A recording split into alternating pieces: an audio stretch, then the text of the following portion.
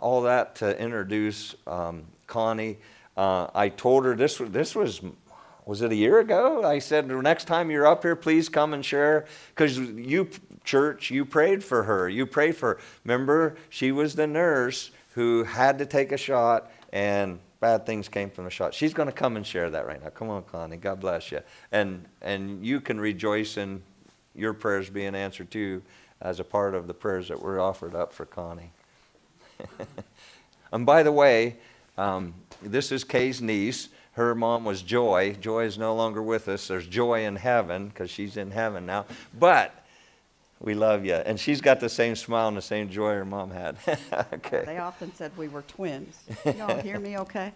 I don't do so good standing behind this, so I'm going to be walking. Let me get this up here. All right. Is my PowerPoint going to show here? And you'll see it in the back too. Okay. So, first of all, thank you for this time. And as I shared, I'm up here because I was called because my father had a massive heart attack. But I want you to know that God has a way of directing us, not just in healing and in storms, but as I was doing my devotions and prayer time each day, one person kept rushing into my prayer. And it wasn't just God, it was Pastor Dan.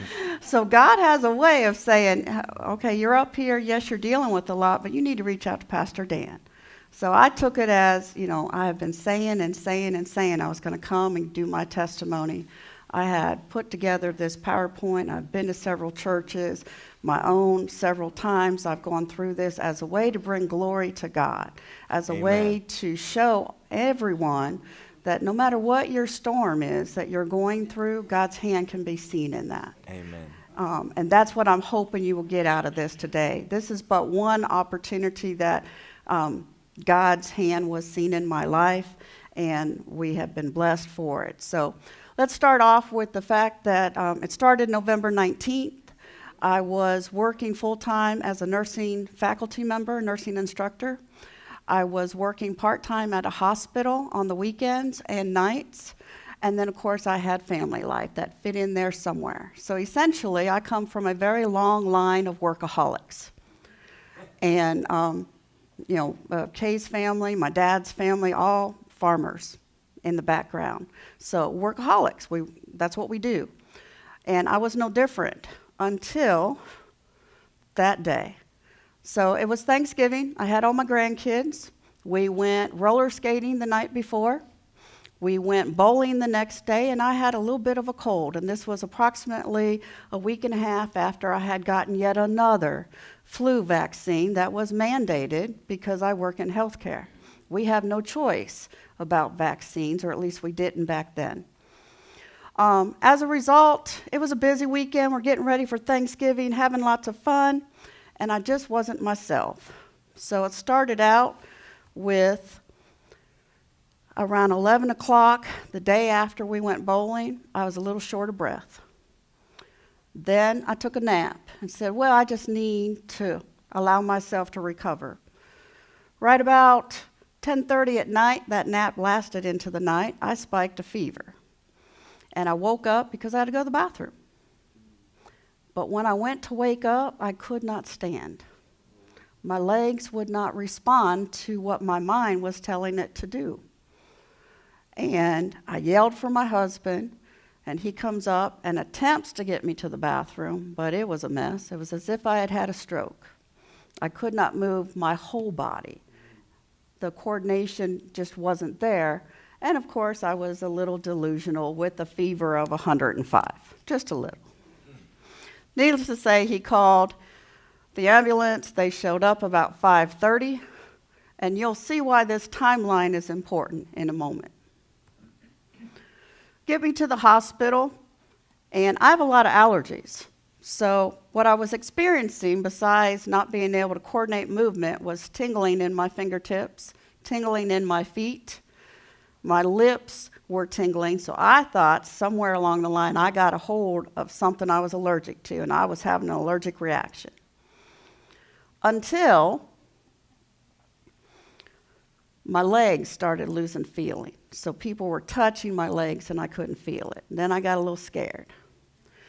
But in the midst of just this, I want you to know there were early signs that God had things in hand. The first was when we got to the hospital, my husband had worked in the ER as a transporter. It was the same hospital I had worked at. I knew the doctors. I knew everybody that was waiting on me, and it was like a family had engulfed us. So while we're dealing with this, they're laughing and joking with us, and it was just like we weren't alone. So that was number one. The other factor that had occurred is recently our youngest daughter had just moved from an hour and a half away into the same town we lived in. And you'll see why that's important in a moment. And then, wives, here's a small miracle. My husband was the one that had to give my medical report, and he actually did a good job and got all the allergies done, because I was not making sense. Now, not to put anything down on husbands, but if yours is like mine, that is a miracle. Needless to say, to fast forward, I was admitted to ICU because they said, what we think is happening is you're coming down with Guillain-Barré. And Guillain-Barré is a very serious disease and moves very fast. In short, what Guillain-Barré is an autoimmune disease. So something triggers your body to attack itself. In my case, it was a combination of the flu vaccine. Those toxins had built up and tore down my body. And then I came down with a respiratory infection on top of that, and then spiked a fever of 105. So those three together, my body said no more, and started attacking its nerves as the foreign invasion, such as a bacteria. And it kills off the myelin that covers your nerves, that causes that conduction to make your muscles work. Can you tell I'm a nursing instructor? Yeah. In short, my body attacked itself. My body attacked.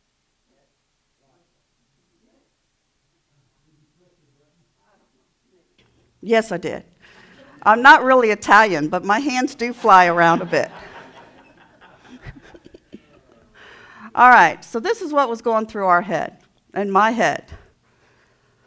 I'm laying there and I'm thinking, okay, Guillain-Barré, Guillain-Barré. What do I remember about Guillain-Barré? All my years of training, I have 2 master's degrees. Been teaching nursing for over 20 years, or been a nurse for over 20 years. What do I know about Guillain-Barré? All I can remember was a little paragraph in my nursing book. That's what they have to say, because every person it affects differently. The ability for it to move, whether it's slow or fast, is different for every person. In my case, I had the severe case. So I started praying. What if I can't walk, Lord? What am I going to do? What if I don't recover?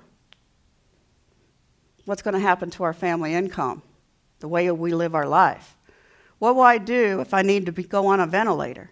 I'm the one that makes most of the decisions to help direct my kids, to direct my husband. What am I going to do? Is this the last time I'm going to be able to speak to my husband? Because once you go on a vent, there's always that fear that you're going to have to go on a trach, and then do you ever come off the vent? Or what about work? Oh my goodness, work. I'm a workaholic. Am I ever going to be able to go back? And the whole time I was praying all of this, and these concerns are just zooming around in my head and my husband's head, what I heard was, be still. Over and over and over again. Be still. How long will this take? That's where my mind went. Women, don't we have a timeline for everything? All right, so I'm sick and I can't move right now. Tomorrow, what's going to happen? Is it better tomorrow? Because again, I couldn't remember. Is this permanent or is it going to be better? And the doctors couldn't tell me. By the time I was admitted to ICU, the inability to feel and move had moved up to my waist. So now I had weakness and no coordination in my arms and no feeling or movement from waist down. So we're talking about a normal emergency room, 6 hours. This is how fast this moves. And then, of course, the last one, that I skipped over the slide, but the very last one was, is this it, Lord? Am I coming home? And believe it or not, there was no fear with that thought. All that craziness of what is, the peace was, well, okay, if I'm coming home, I'm good because I know I'm coming home. So the prayers were heard, and what came to my mind was Psalms 37:7 and Psalms 46:10. Stop and surrender all to Him. That night, after I was admitted, I was put on a ventilator.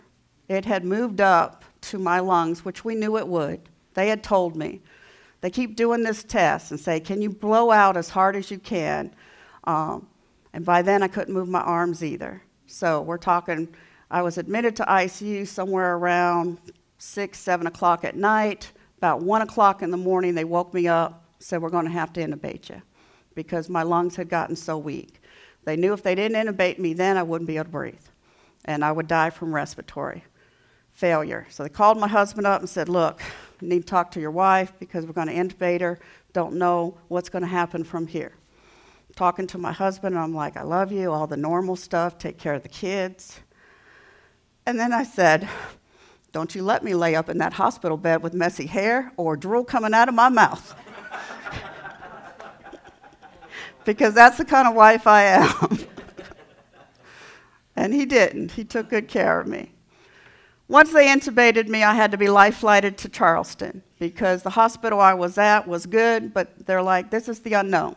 We have no idea where this is going to go or how severe it's going to get. And the medicine that they used to stop the progression was not housed at that hospital. Again, I told you my husband worked in the emergency room, so here's another example of how God's hand was in it. It wasn't a coincidence, but the life flight team that showed up at this hospital, which was not the one my husband worked at, was the life flight team that he had worked with. And come to find out later, the first team that was supposed to come get us had engine failure on the helicopter. So they weren't even planned to be the team called. And when they showed up, can you imagine the amount of support and relief my husband had to know that he had to get in a car and drive to Charleston, which is about an hour and a half, almost 3 hours from where we live, by himself while he's leaving his wife intubated, and he doesn't even know if I'm going to make it through the trip to the hospital. So again, God's hand. Once we get through Charleston, I am down there for almost 3 weeks. And once my husband arrives, he's faced with yet another difficult decision. The only way Guillain-Barré can be stopped, or the damage of those nerves being stopped, is for you to be given a medication called IVIG. And the bad thing about this medicine is it can kill you. It's the only medicine that will stop that destruction and allow the nerves to begin to rejuvenate or regenerate themselves. But it's kind of like a chemo drug. Yeah, it's going to kill the cancer, but it might create some problems as you're going through it too. IVIG is severe, though. If it's going to kill you, it's going to kill you right away. So it's a 50-50 shot. And my husband had to make the decision. Do we wait it out and see if it gets worse? Do we wait it out and see if it gets better? Or do we go ahead and do the medication to stop the damage and then hope it gets better? Well, needless to say, he chose to give me the medicine. I had multiple doses of it. They were able to see that it stopped the progression of that attack against my body, and then I began to stabilize. 2 weeks later, they woke me up from the ventilator and extubated me, and I was having trouble talking, but I could talk, but I couldn't see well. Hence, in this picture, you see I have a patch on one eye, and I had, again, my neck was as if it was an infant. I could not hold my neck up because of the amount of inflammation that went on in my body. And I couldn't lift. Again, I was still paralyzed from the neck down. Eventually, I started to be able to use my hands a little bit, but I couldn't coordinate them. They would just flop. and I still had no feeling from the waist down. So they transferred me from the hospital into a rehab unit. Again, the chances of getting a rehab bed in a good facility that was close to home is near to nothing. And all of a sudden, we had a bed. All of a sudden, insurance approved it immediately. That's a God thing. And they wheeled in, on the first 24 hours I was there, they wheeled in my wheelchair and said, "This is Mrs. Watson's wheels." And again, I prayed. I said, "That is not my future, Lord. There's got to be a better future." And again, I heard, "Be still," and know. So I took that as be still and know that God is there. God has the plan. God has it in place. All I had to do was my part. And I took that as, all right, let's be as positive as possible with this. So when it was time to learn how to move from the bed to the wheelchair using a slide board, I posted, I learned how to walk the plank today. I learned how to be a pirate because I walked the plank right into my wheelchair. I showed up for physical therapy early because I'm like, I want to be ready to go. You want me 5 times a day? Great. I'm going to be there. I can't do anything, but I'm going to be there. I bugged those staff members so much. I'm like, I need to go here. I need to go there because I wanted to get better. And I was willing to do my part because to me, that's what God was telling me to do. Yes, I hurt. Yes, I was distraught. To say I didn't spend my hours crying would be a lie. This picture with my grandson that came to see me, he had to wait so long to see me. This is the one I spend most of the time with. I have 6 altogether. And I couldn't lift my arms to hug him. And he goes, "It's okay, Mimi. I'll crawl in bed with you." He crawled right up underneath my arm. That's the kind of stuff that helps us get through. Fast forward. Other things. I was the primary income for our household. No income, and all of you guys have been through a storm know that for disability to kick in, you've got to be off for like 3 months. So my husband is like, how do I keep the bills going? How do I build a ramp? How do I remodel the downstairs of our house? Thank goodness we had a big house and a bathroom downstairs. Again, that's a God thing. The house was remodeled, the ramp was built, all within 2 months from the time rehab said, okay, she can go home if A, B, C, and D are there. I had to have a hospital bed, so my husband went out and bought me a remote control bed because that was the only way I could get in and out. Everything fell in place, and long story short, again, this is a God thing. It's not a coincidence that the funds became available. The timeline worked out. We had great therapists that directed him. My husband can fix just about anything, build just about anything, so he just went to work. In between, coming back and forth to take care of me, and he worked nights. So he gave up an awful lot of sleep to get me back on my feet. So the day comes, and I'm coming home. Now what are we going to do with her? My husband works nights. If he's going to take her to therapy, we did home health therapy for a little while, but then I graduated from that because I told you, what time are you coming? I'm ready to work. What time is occupational therapy coming? What time's the nurse coming? I bugged them all the time. As soon as my hands worked, I was on that phone. Nothing else worked, but I was like, are you coming? What time? Okay, I'll be ready. Because that's what God told me to do. I wasn't going to quit. Every day I prayed. Every day I was directed and lifted up. And then the day came where we thought we were going to be stuck in the water. And again, I was going to be stuck because I had finished home therapy.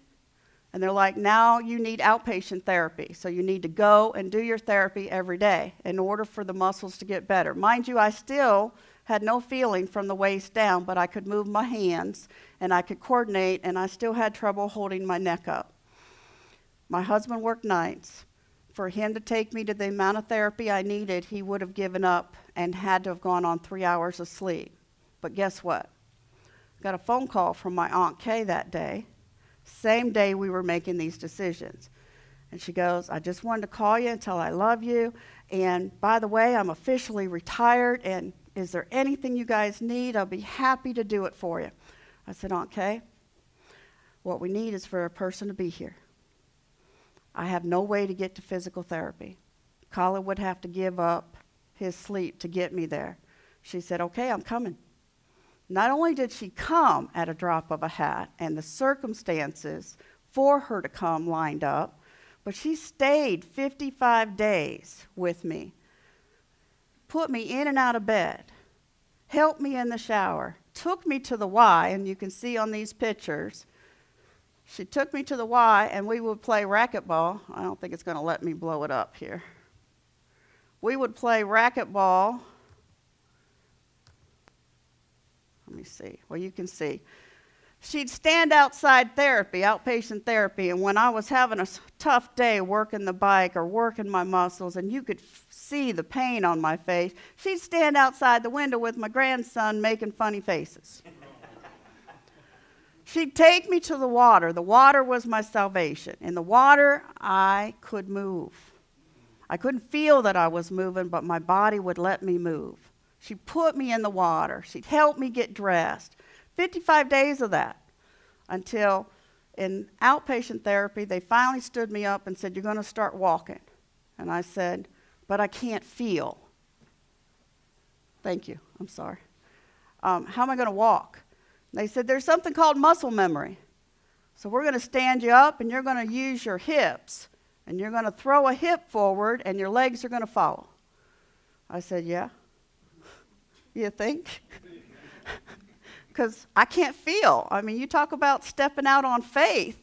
Can you imagine right now standing up and trying to take a step and not knowing whether or not your leg is going to work? So they held me up. I was on the parallel bars, and slowly I started wiggling one side after the other. Thank you. You can see these pictures. So in my wheelchair, we'd play racquetball. Why racquetball? It was our version of racquetball. The idea was the hand and eye coordination and the movement. So it wasn't real racquetball, but it gave us exercise. It gave a lot of laughter, a lot of giggles. The YMCA had a new piece of equipment they added that when your legs get strapped into it, you move your arms and it makes your legs go. So even though I couldn't feel and I had no strength to push my legs, that piece of equipment got my legs moving. Again, feeding into the muscle memory. The people at the Y became a part of our family circle. They would pray with us. Aunt Kay witnessed to several of them. To this day, they ask me about Aunt Kay. How's she doing?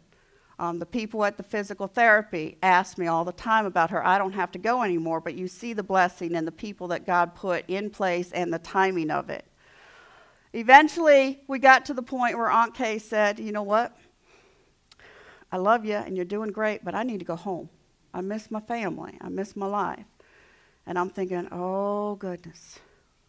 Lord, what are we going to do? Because she's the one that's been taking me back and forth, and my legs were better, but I wasn't where I needed to be. I needed to be able to drive myself now. So we prayed. We talked to the therapist. We gave them a date, and they said, we will meet that date. She will be driving. And hand to God, by the day she was ready to leave, I was driving. Again, driving, mind you, with no feeling in either leg. It was a movement of the hip, sliding my leg over and back. We started driving in a parking lot. Again, fast forward, I told Pastor Dan that I was not going to take all of your day. But I want you to know the story I want you to take from this is if you're going through a storm, or you know someone that's going through a storm or a trial, a challenge in life, be still and listen to God first. And then remember to give praise to God for every blessing that he gives me. I stand before you today able to walk. Sometimes I wobble a little bit. I still have severe neuropathy. I still have migraines left over from the other problems I have. But praise God, I am standing, I am walking, I am working.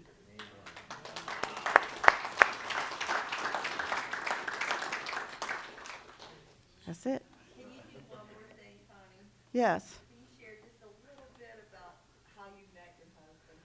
Oh, I can. I love that story, and I think it would touch on people. My husband is from the Middle East, and was working at a hospital and was divorced. And as nurses talk, they were standing around a nurse's station one night and said, well, now that you're divorced, you're probably never going to want to get married again. And he said, oh, no, I believe in marriage. I just need to find a woman that has A, B, C, D, E, F, G, and all through the alphabet. He had a huge list. Well, a friend of mine who, when I first moved to South Carolina, I rented a house and rented one of the rooms out to travel nurses. And that friend had gone back to this hospital where my now husband worked and overheard this conversation and said, no, I have the perfect woman for you. She matches everything on that list except for one thing. The one thing was he didn't like pets, but I had a dog. Still have a dog to this day. Long story short is my girlfriend gave him my phone number, and they called me up one night at work, and I don't like to have my phone on at work, so when the phone rang and it was my friend, I was like, why are you calling me at work? She goes, there's someone here that wants to talk to you, and handed him the phone. He starts talking to me, and I'm busy, I'm at work. I'm like, I don't talk to people when I'm at work, and did everything I could to get rid of this man. Everything I could. But we ended up talking on the phone for almost 6 months. Would not exchange pictures because I don't believe in it. Would not agree to meet him because I'm like, I don't know you. You could be a mass killer for all I know. And I work nights, he works nights. He lived an hour and a half away. I'm like, I don't like to drive. You know, he's like, I don't mind driving. 6 months we talked on the phone. We talked about religion, politics, and anything else you could think of before I agreed to meet him. Here's the kicker. This is what sealed the relationship. I finally agreed to meet him at an IHOP, close to where I live, of course, because I don't drive. And scoped the place out, showed up early because I wanted to get a feel for what he was. Now, we still had not seen pictures of each other. So I said to him on the phone, how am I going to know what you look like? He goes, trust me, I will know what you look like. And I'm thinking, oh, that's even creepier. You got somebody else stalking me? How are you going to know what I look like? He said, I will know that it is you. I said, okay. So I show up, and I'm waiting at IHOP, and all of a sudden, you know how IHOP has those double doors? And every person that comes in, I'm like, well, that kind of looks like it might be him, you know? You try and match a voice with the face. One after the other. They come in, they get sit down. Finally, I get to this point where I see this little old man that's all bent over, and he's dragging one side of his body, and he's trying to get in those double doors. And meanwhile, I'm looking at my clock. I'm like, he's almost 5 minutes late. I ain't waiting on nobody 5 minutes late after he makes a date for me. That's my mindset. I told you I tried to get rid of him. The reality is, I walked up to him, and I said, sir, can I assist you? Because there wasn't anyone with him. Can I assist you up? Are you meeting someone? And I walked him up to the hostess table there, and he stood straight up, and he goes, hi, Connie, I'm Khalid. And the reason why he did that is because earlier in our conversation, when we first started to talk, I said, when he said, can I have a picture of you? I said, you could look like the hunchback from Notre Dame, and if I liked you, I will still talk to you. I don't care what you look like. Why should it matter what I look like? And he went through all of that just to prove a point that he listened, first off. That's what it said to me. He listened to those conversations. He wasn't just humoring me. And second, he could make me laugh. And that's what cinched our relationship. We've been married almost 14 years now, and we are blessed by God every day. Amen. Thank you. Hey, come up here a minute. We know over here that Kay is a jewel, and she has a heart big as Ohio, the shape of Ohio. But you just heard now they know it in South Carolina. And right. We are what blessed. two amazing ladies here, huh? Let's go. All to God. Hand to God. Oh, God. So thank We love y'all. you guys, and you guys such a blessing, and thank you for sharing that story. I think it helps us to tell our stories and give God the glory and grow in our faith. And there are so many things you can take out of this story of love and help and support a husband, a family member, the doctors, the treatments, and how important our attitude is about getting well. I mean, what a beautiful story.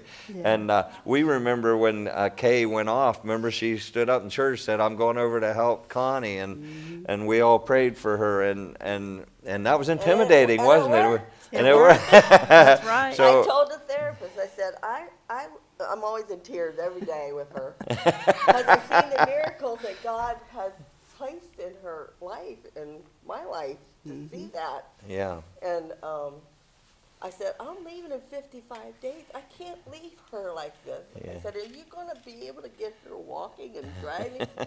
Yes, we will. And they did. Yeah, and they did. And I thank God every day for that. Absolutely. But COVID was just coming on. Yeah. And I said, I might not make it home if I Yeah. don't leave. Good. Yeah. Yeah. We need Well, time like- God They're such But a God, blessing. God made is it good. happen. God is So no good. matter what you're going through, you just trust in God and lean on Him, and He'll get you through. It might take a long time. It might be a little time to Him, but a long time for Yeah. us. But we'll get through it. Yeah, right? that's right. His That's right. blessings are absolute. So no All matter right. what you're going through, just lean on Him and be still. Yeah. Let That's a him good take message control. to close with. All right, everybody stand and we'll sing our closing hymn together. Thank you so much for sharing. Let's give her a hand for sharing. Thank you. Okay. Thank you. Our hymn will be on the screen.